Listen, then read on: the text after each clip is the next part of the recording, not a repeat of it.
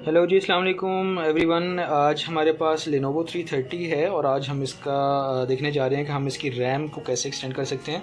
तो सबसे पहले जैसे आप देख सकते हैं, मैंने इसके जो बैक स्क्रूज़ हैं उनको रिमूव किया है। रिमूव करने के बाद मैं इसका जो बैक लिड है उसको यहाँ से रिमूव करूँगा। तो ये CD-ROM है, ये आपको यहाँ से एडवांस में इसको रिमूव करना पड़ता है। तो ये मैं इसको यहाँ से रिमूव कर देता हूँ। और क्योंकि मैंने लिड पहले से खोला हुआ था तो मैं इसको अभी सिर्फ आपको दिखाने के लिए इसको साइड पे करूँगा। तो this is what you gonna see. जब आप उसका बैक कवर हटाते हैं, नीचे आपको ये बोर्ड नज़र आ रहा है, ये इसकी हार्ड डिस्क है और यहाँ पे इसका फ़ैन है और ये आपको एक रैम नज़र आ रही है। ये रैम बेसिकली मैंने अभी थोड़ी देर पहले इसके अंदर एक्सटेंड की है। तो आप जब इसके अंदर ये इसको खोलेंगे तो आपको ये वाला बोर्ड कुछ इस तरह से नज़र आएगा।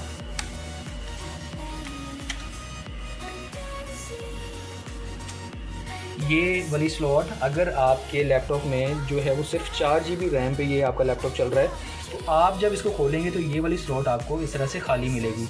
इसका मतलब ये है कि 4 GB रैम ऑलरेडी इसके अंदर बिल्ट इन इंस्टॉल होती है और आप 4 GB से ज़्यादा अगर एक्सटेंड करना चाह रहे हैं तो आप ये वाला मॉड्यूल जो है इसको इंस्टॉल करेंगे। ये आप जैसे कि आप देख सकते हैं कि ये 4 GB का मॉड्यूल है।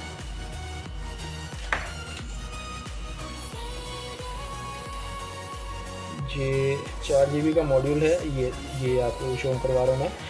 और DDR4 इसमें रैम लगती है। तो ये रैम आप इस तरह से इसके अंदर पुट करेंगे, यहाँ पे इसको फिक्स करेंगे और जस्ट आपने इसको हल्का सा ऊपर से प्रेस करना है। तो प्रेस करने के बाद ये आपकी रैम जो है वो फिट हो गई है। सेम इसी तरह से आप इसमें ये it is up to you कि आप उसमें 4 GB इंस्टॉल करना चाह रहे हैं या 8 GB या 16 GB का मॉड्यूल इंस्टॉल करते हैं। ये इंस्टॉल होने के बाद ये आपकी रैम एक्सटेंड हो चुकी है और इसी तरह से आप इसका जो बैक लिड है वो वापस ऊपर लगा देंगे और इसके जो स्क्रूज़ हैं वो टाइट कर देंगे तो आपकी रैम एक्सटेंड हो जाएगी।